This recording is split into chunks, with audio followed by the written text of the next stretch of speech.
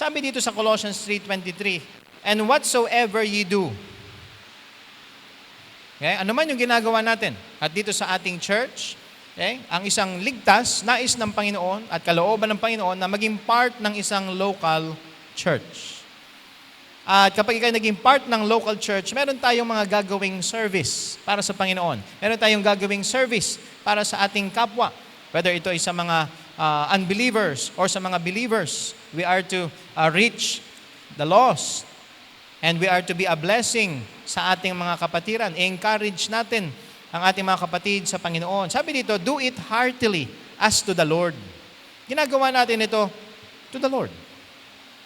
Okay? And not unto men. Hindi natin ginagawa ito para ma-please ang tao. Hindi natin ginagawa ito para makita tayo at tayo ay mapangaralan. Dahil sabi dito sa verse 24, knowing that of the Lord ye shall receive the reward of the inheritance. Meron naghihintay na rewards dun sa heaven. Are you looking forward dun sa reward sa heaven? Now, ang heaven ay hindi reward. Okay? Kailangan maunawaan natin. Ang heaven, yung ating pagpunta sa heaven, yung eternal life is a gift. Amen? Gift yan. Nung ikaw ay sumampalataya sa Panginoon, binigyan ka niya ng buhay na walang hanggan, patungo ka na sa heaven. But yung ating service, now that we are saved, yung service na gagawin natin for the Lord, okay, at yung paglilingkod natin sa ating kapwa, yan ay bibigyang parangal ng Panginoon dun sa heaven. Kaya wag nating asamin na dito sa lupa palakpakan tayo ng tao. Halimbawa, maganda yung boses mo, okay? Kakanta ko sa church para palakpakan nila ako. Hindi tayo kumakanta. Hindi ka tutugtog, hindi ka tatayo sa stage na ito, sa pulpito na ito, para ikaw ang makita, but para mag-glorify ang Panginoon.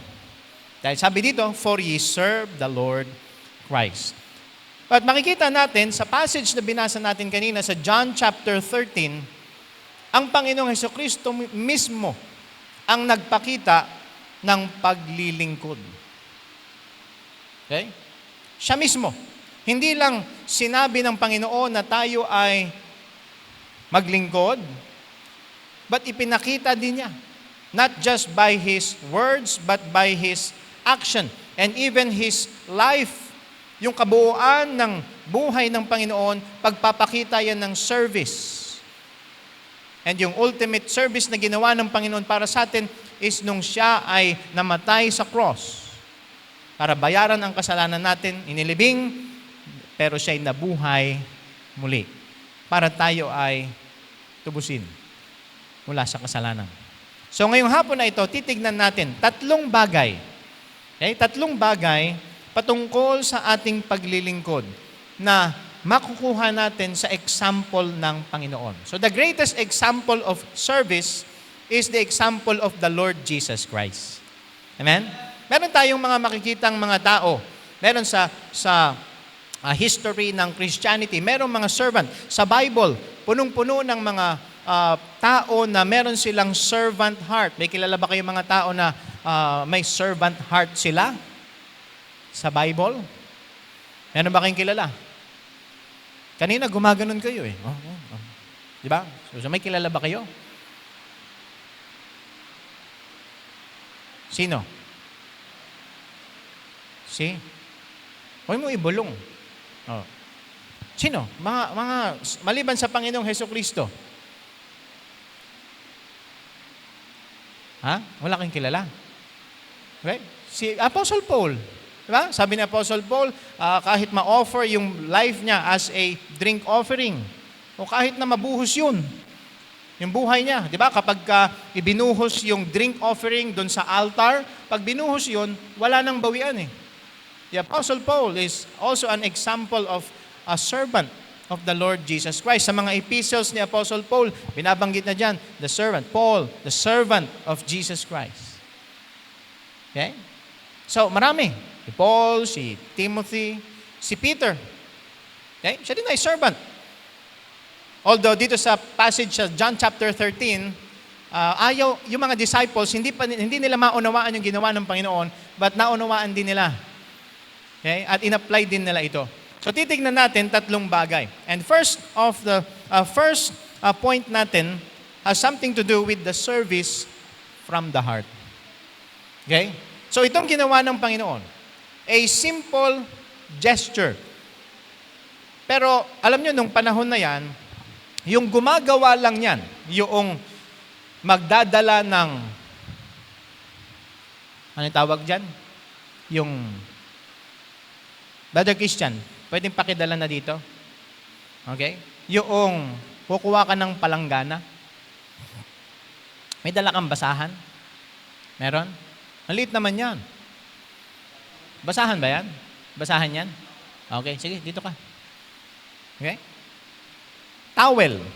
Towel ba yan? Towelet yan eh. Okay? Tsaka bakit pink yung gamit mo? Ang towel. Okay?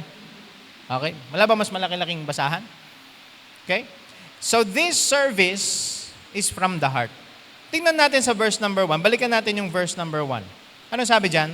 Now before the feast of the Passover, when Jesus knew that his hour was come, that he should depart out of this world unto the Father, dahil nalalapit na eh. After the resurrection, alam ni Jesus Christ, so he will suffer, he will be crucified on the cross, he will be buried, and then he will rise again, and then after that, he will go to the Father. Babalik siya sa Ama, having loved his own. Sino ito? Yung mga disciples ng Panginoon, which were in the world, he loved them unto the end. Okay? Jesus ministered. Dito sa upper room na ito, Jesus ministered because of love. Ginawa niya ito dahil mahal niya yung kanyang mga disciples. And later on, they will understand ano ba itong tinuturo ng Panginoon sa kanila. And because of love, naunawaan nila at ginawa din nila yung ipinakita ng Panginoon sa kanila. At itong love na ito ay matinding motivation. Diba? The love of Christ constrained us. Ang nagtutulak sa atin, ang nagko-constrain sa atin ay yung pag-ibig ng Panginoon. Na kung ang Panginoon, nung siya ay naglingkod, okay, nagpunta nga siya dito sa lupa eh. Bumaba siya dito sa lupa because of love.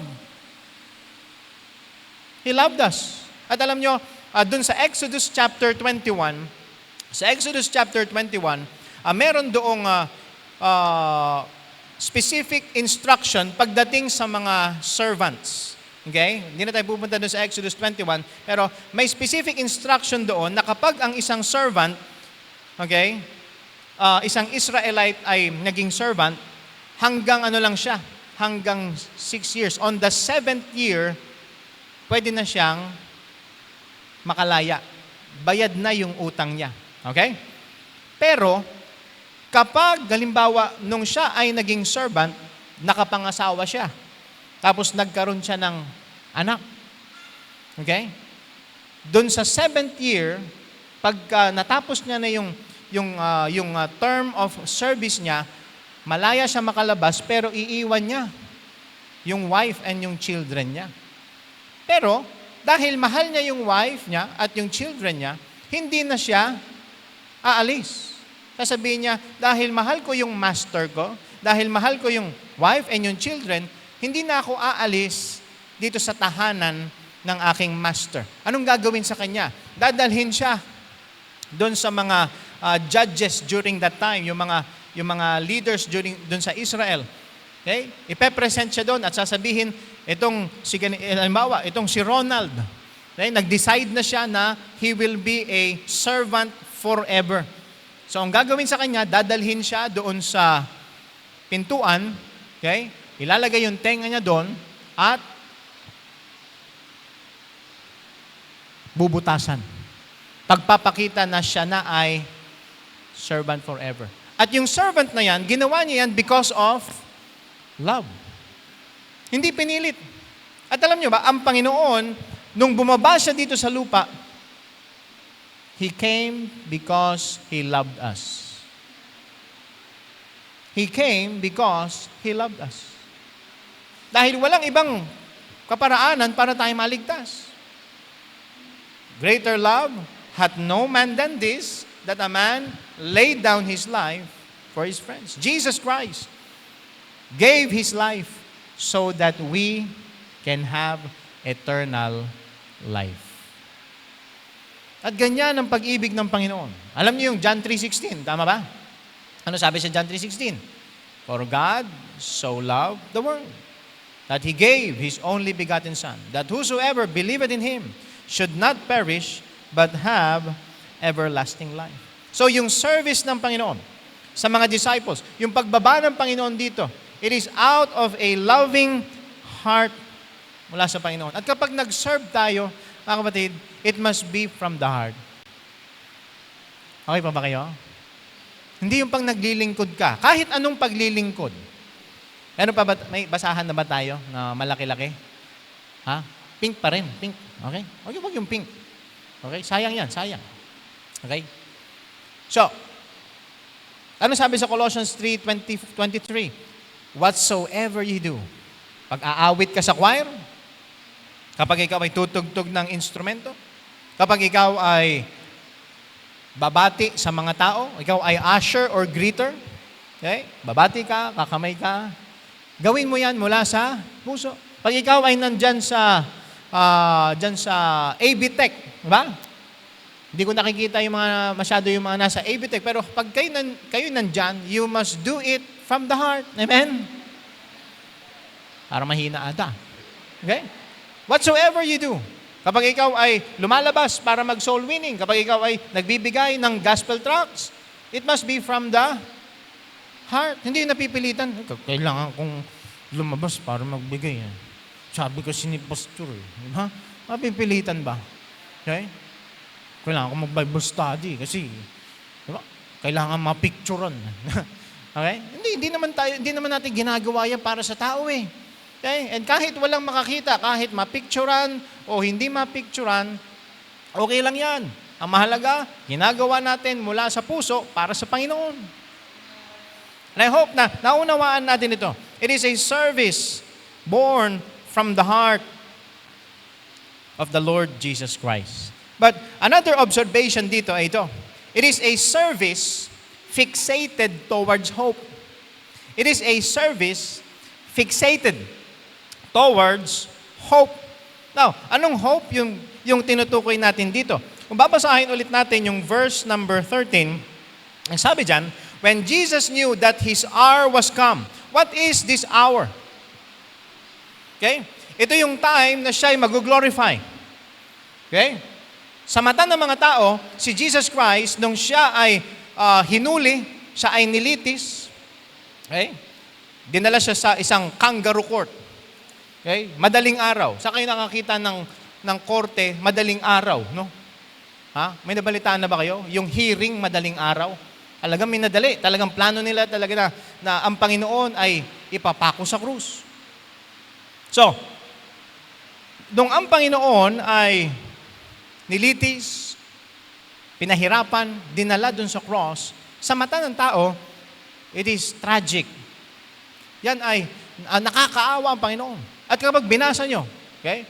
Pag binasa nyo yung Matthew chapter 27, yung na-experience ng Panginoon dun sa mga Roman soldiers, yung na-experience niya dun sa mga religious leaders, sinampal, okay? Piniringan, binatukan, sinuntok, nilatigo, pinabuhat ng napakabigat na krus.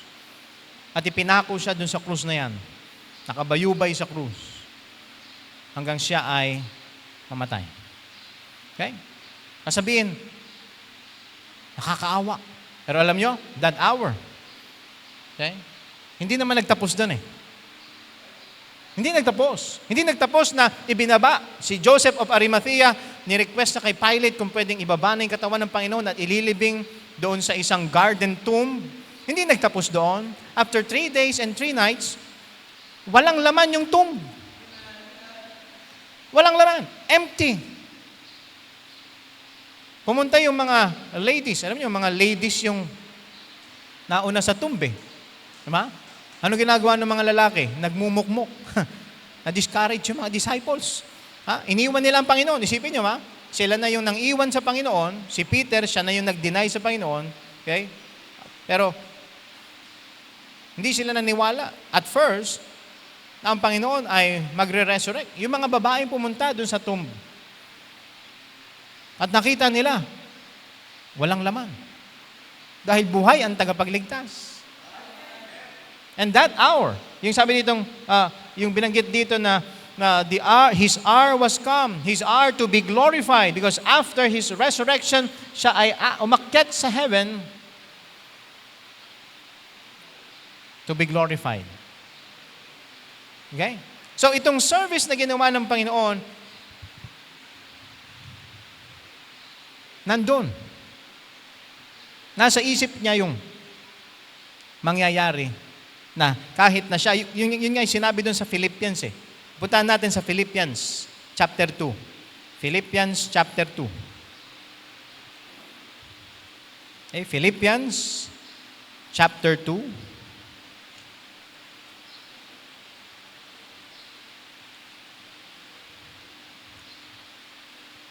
Philippians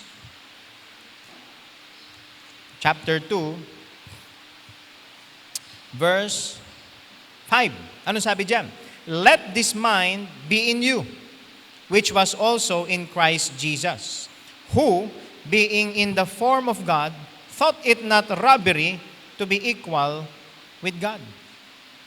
And then sa verse 7, but made himself of no reputation, took upon him the form of a servant. And sa John chapter 13, pinakita ng Panginoon ang pagiging servant. Yung gumagawa lang niya na lilinisin yung paa ng mga bisita gamit ang isang towel at tubig mula doon sa basin. Gumagawa lang niya yung mga servants. Okay? At sabi dito, and was made in the likeness of men, and being found in fashion as a man, he humbled himself and became obedient unto death. Yung kanyang obedience, umabot hanggang sa kanyang kamatayan. Even the death of the cross. But tingnan nyo sa verse number 9. Wherefore God also hath highly exalted him. And even ang Panginoon mismo, sinabi niya, okay, itong katawan na ito, itong temple na ito, okay, sirain nyo ito. Patayin nyo ito. But after 3 days, kaya kong i-build ito. Binabanggit niya doon yung katawan niya eh. Mamamatay yung kanyang body, but he will be resurrected after 3 days and 3 nights. Sabi ng Panginoon, meron siyang power to give His life. And meron din siyang power para kunin yung life na yan. God hath highly exalted Him and given Him a name which is above every name, that at the name of Jesus every knee should bow, of things in heaven and things in earth and things under the earth, and that every tongue should confess that Jesus Christ is Lord, to the glory of God the Father. Okay? Yung glory. But without the suffering, walang glory. Nung nagpakababa ang Panginoon, then siya ay in-exalt. Ayan naman yung prinsipyo ng salita ng Diyos eh. Gusto mong ma-exalt, then maging humble ka. And God will exalt you. Pero kung ikaw ay magiging mapagmataas, God will bring you down. Kaya mahalaga mga kapatid itong pagiging humble. At mga kapatid, ibinigay ng Panginoon lahat ng bagay sa kamay ng Panginoong Jesus. Past, okay, present, future, lahat ng mga bagay is hawak ng Panginoon. So, ang Panginoon, hindi siya nagwa-worry na siya ay pupunta sa cross. Hindi siya nagwa-worry. Why? Because there is glory awaiting Him. He will return. Sabi nga niya dun sa John chapter 13, verse number 3. Knowing that the Father had given all things into His hands. Lahat ng bagay. Walang exemption. Lahat. At sabi dun sa verse number 1, His hour was come that He should depart out of this world unto the Father. That speaks of His glory. Kaya alam ng Panginoon ang mangyayari. Alam niya na siya ay mabubuhay muli, siya ay babalik sa heaven to prepare a place for us. But ginawa niya itong service na ito because nais ng Panginoong matutunan natin na kahit merong suffering, ikaw ay nagsasuffer as a believer ng Panginoon, huwag kang mag-alala. After the suffering, merong glory. Hello? Okay? Hindi tayo naniniwala sa Christianity na walang problema. As a Christian, makakaranas tayo ng mga problems. Okay? At hindi ko sasabihin sa inyo, pag Kristiyano ka na, hindi ka na magkakaproblema. Naku, wala sa salita ng Diyos yan.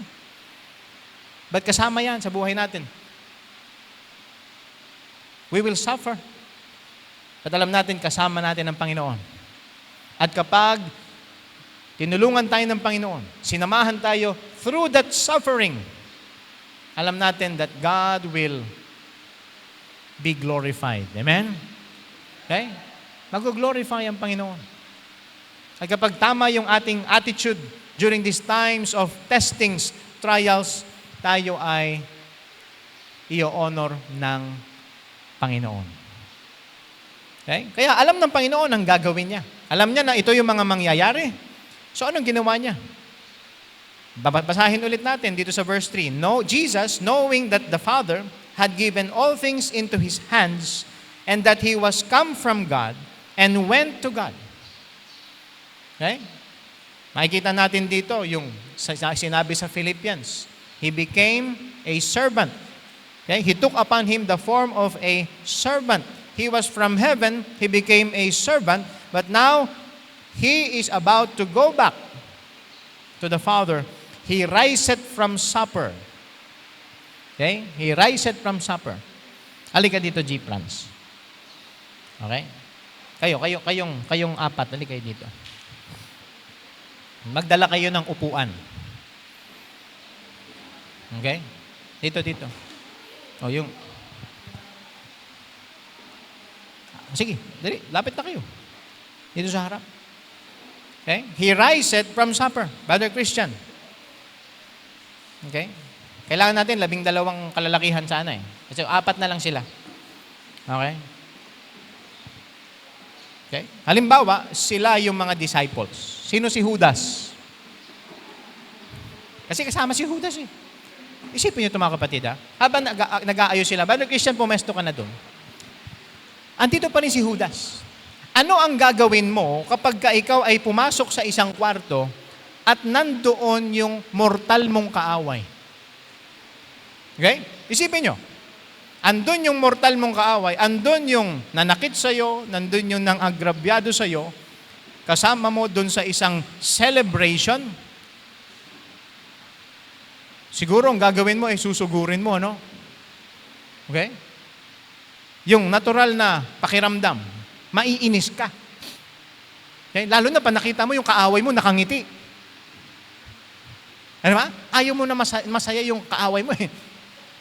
Pero ang Panginoon, nandun si Judas. Ang sabi dun sa verse number 2, si Satan, binatuhan niya na si Judas, yung fiery darts, at si Judas nagpaplano na ngayon kung paano niya pagtataksilan ang Panginoon. Alam ng Panginoon na pagtataksalan siya ni Judas. But still, pinakita ng Panginoon yung kanyang humility. Yung kanyang pagiging servant. Na kahit alam niya na si Judas, pagtataksilan siya, kahit alam niya itong mga disciples na ito, si Peter, i-deny siya 3 times. Si John, si James, iiwan siya. Pinakita pa rin ng Panginoon yung pag-ibig sa pamamagitan ng paglilingkod, hinugasan yung paa. Tanggalin niyo yung mga medyas niyo at sapatos ninyo. Tanggalin niyo, huhugasan. Mahirap naman hugasan yung sapatos. Mga kapatid, okay? Ngayon pa nga lang, nagdadalawang isip na si Brother Christian. Bakit ba ako napunta sa kalagayang ganito? Okay? Tanggalin nyo na yung tsinelas ninyo, yung sapatos ninyo, tsaka medyas. Sige na. Tanggalin nyo na yung tatagal tayo, anong oras na? Okay? Sige. Ilagay nyo lang yung sapatos nyo dyan. Tsaka yung medyas. Tanggalin nyo na yung medyas nyo. Okay? Lilinisin naman yan, babango yan. Okay? Sabi ko nga sa inyo kanina, yung custom na ito, hindi yan ginagawa ng isang master. Ang tawag ng mga disciples, habang nag-explain ako dito, tanggalin nyo na ha. Okay? Ang tawag nila sa Panginoon, Master, Lord. Pero as a master, hindi niya responsibility na linisan yung paa ng mga disciples. Tayo ngayon, hindi natin kailangan maglinis ng paa kasi hindi naman sandal type eh. Maliban na lang kung kayo ay yung mga, anong tawag ba yung mga step in, okay? Tsaka step out, okay? So, yung mga step in na yan, so open, so mapapasukan ng dumi. And lalo na nung panahon na yon, wala pa naman nun mga nakasementong mga kalsada, wala pa naman naka-espalto, so nadudumihan. And kapag yung mga tao naliligo doon sa public bath places at babalik sila sa bahay, ang nadudumihan yung paa nila. So, kailangang linisin. Okay? Nakuha niyo yung picture dito? Kailangan linisin bago sila pumasok sa bahay. At pagdating dito sa pagkakataon na ito, okay? Nandun sila sa upper room, kakatapos lang nilang gawin yung Last Supper, at ang Panginoon, pinanggit dito, John chapter 13. After that, he riseth from supper and laid aside his garments. Inalis niya yung kanyang robe. Kasi meron silang outer garment. Inalis niya yung kanyang robe. And laid aside his garments and took a towel and girded himself. Kumuha siya ng tela. Okay? Nilagay niya sa kanyang sarili at yun yung kanyang ipampupunas dun sa maruming paa. Yung mabahong paa ng mga disciples. Verse 5, after that, he poureth water into a basin and began, Brother Christian, listen, began to wash the disciples' feet. He began to wash the disciples' feet.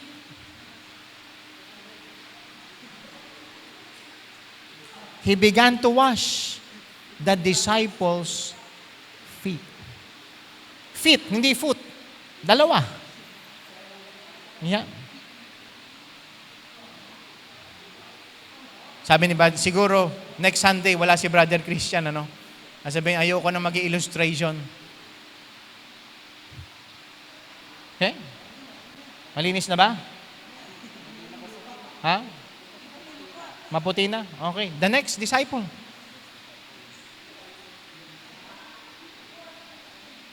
Isipin nyo yan. Tinatawag nilang Master, Lord, pero siya yung naglinis sa mga paa.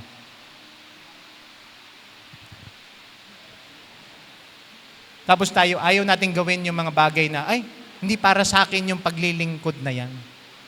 Hindi para sa akin yung paglilinis sa church. Hindi para sa akin yung paglilinis ng CR. Hindi para sa akin yung pagwawalis. Sayang yung beauty ko sa pagwawalis. May mga nag-isip. Ha? Pero mga kapatid, ano man yung ginagawa natin sa Panginoon, yan man ay hindi kapansin-pansin. Mga kapatid, yung ginawa ng Panginoon, trabaho ng isang servant. Okay? Ang Panginoon, nagpakita ng humility. Kaya nga, number 3, it is a service flowing out of humility. Nandun na tayo sa third point. Okay? Nagulat yung mga disciples eh. Paano itsura ng gulat? Okay? Nagulat. Hindi nila inaasahan yan. Nabigla sila sa ginawa ng Panginoong Hesukristo. Okay? Kasi may tinuturo ang Panginoon sa kanila eh. Okay? Mga kapatid, okay pa ba kayo? Nakita niyo yung picture? Okay?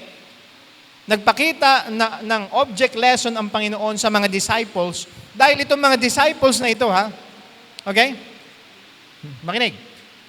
Okay? Huwag kayong magdaldalan dyan, ha? Yung mga disciples na ito, kahit pinakita na ng Panginoon, yung halimbawa ng servanthood, ng humility, ang iniisip pa rin nila, ang nasa isip pa rin nila, sino sa atin yung pinakamataas kapag ang Panginoon naghahari na sa mundong ito. Tingnan nyo sa Luke chapter 22. Luke chapter 22. Luke chapter 22, verse number 23. Verse number 24. Okay? And this is also during the time na sila ay nandun sa upper room. Verse 24.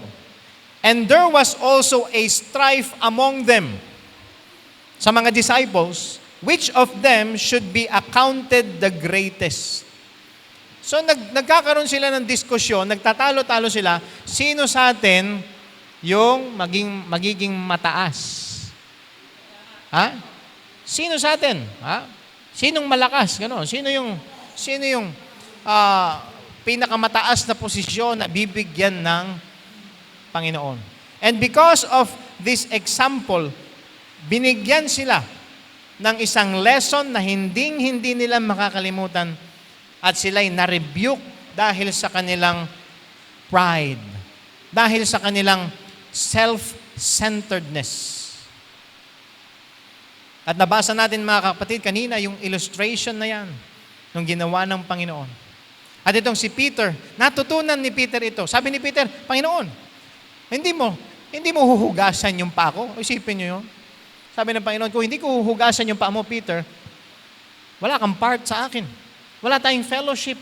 Pero mga kapatid, because of our relationship with Jesus Christ, merong cleansing. Amen? Hello? Because of our relationship, kapag sumampalataya tayo sa Panginoon bilang ating tagapagligtas, tayo naging anak ng Diyos. So, na-cleanse na tayo eh. Napatawad na tayo sa kasalanan. At makikita natin mga kapatid, si Peter natutunan. Tingnan nyo sa 1 Peter chapter 5, verse 5. 1 Peter chapter 5, verse 5. 1 Peter chapter 5, verse number 5. Ano sabi dyan? Likewise, ye younger, submit yourselves unto the elder. Yea, all of you be subject one to another. And ano yung susunod na 5 salita dyan? And be clothed with humility. Nung isinulat ito ni Peter, sabi dyan, and be clothed with humility, marahil, bumalik sa alaala ni Peter, naalala niya, after nilang kumain, after the supper, tumayo ang Panginoon. Tinanggal yung kanyang robe, tinali yung kanyang damit, yung towel, he was clothed with humility. Not with pride. Ang isang taong may pride, ang sasabihin niya, sino kayo para hugasan kong paa? Ang babaho ng mga paa nyo? Baka meron pa yung alipunga? Ang dumi-dumi niya. Bakit ko gagawin yan? Pero ang Panginoon, hindi niya inalintana yung mga bagay na yan. He became a servant. He served. Nilinis niya yung paanan ng mga taong alam niya after ilang hours, iiwan siya. Tatalikuran siya. I-deny siya kapag siya ay hinuli na. Ganyan yung humility ng Panginoon. Dan natin makikita na kahit na ito ay madumi na trabaho, kasi madudumihan yung kamay niya. Ito ay, pag sa tingin natin, nakakadiri naman yan. Sino sa inyo nagpapa-foot spa? Diba? Pag nagpa-foot spa ka nga lilinisin muna yung paa mo, di ba? Ibababad muna. Okay? Pero ito, walang babad-babad. Linis. Nilinisin. Gamit yung towel. With His bare hands. Pero, ang ating Panginoon, the Creator, the God of heaven, and the Lord, He was willing to wash the disciples' feet. Hindi niya inisip na, ba't ko gagawin to? Okay? Ba't ko gagawin to sa mga taong ito? Walang pride na sinasabi na, wala akong makukuha pag ginawa ko ito. At mga kapatid, ang Panginoon, He is looking for people who will be clothed with humility. Not clothed with pride, but be clothed with humility. Because sabi dito, God resisteth the proud and giveth grace to the humble. Nais natin na itaas tayo ng Panginoon. We need to be humble. God is looking for humble people that will pick up the towel. Okay? Willing. Are you willing to pick up the towel? And willing ka ba na sipin mo yon habang nakaupo itong mga ito? Luluhod ka para maabot yung paa. Kasi alangan namang ipataas mo pa yung paa nila. Luluhod ka eh. Magpapakita ng humility. God is looking for this type of people para maglingkod sa Kanya at paglingkuran ang iba. Mga kapatid, may mga pagkakataon na pag naglingkod tayo, walang makakakita. Okay? Nakikinig pa ba kayo? Pag meron tayong ginagawa para sa Panginoon, marahil walang nakakakita. At marahil iisipin mo, ba't ko pa ba ginagawa ito? Wala namang nakakakita. Anong makukuha ko dito? Magpatuloy ka lang dyan. Okay? Hindi ka man makilala. Hindi ka man mapalakpakan. Hindi ka man mabigyan ng parangal. Pero merong Diyos sa langit na nakikita yung ating paglilingkod. At balang araw, pagdating natin sa heaven, bibigyan niya tayo ng reward. Maririnig natin yung sasabihin ng Panginoon, "Well done, thou good and faithful servant." Yung palang okay na eh. Masabihan ka ng well done, thou good and faithful servant. Pero mga kapatid, are you willing to pay the price of serving? Not because you want to be applauded, to be praised, but you will serve because mahal mo ang Panginoon. Mahal mo ang kapwa mo. At ikaw ay merong pagpapakumbaba sa iyong puso. Nasa sa atin yan. Okay? Sa ating mga paglilingkod. Kung ikaw ay naglilingkod na, i-check natin, bakit ba tayo nagsuserve? Kung ikaw, iniisip mo, ano ba yung pwede kong gawing service sa Panginoon? Tanungin mo sa Panginoon, anong service yan? And gawin natin yan mula sa puso at mula sa isang mapagpakumbabang attitude. Kaya sa hapon na ito mga kapatid, are you willing to pick up the towel? Are you willing to pick up the towel?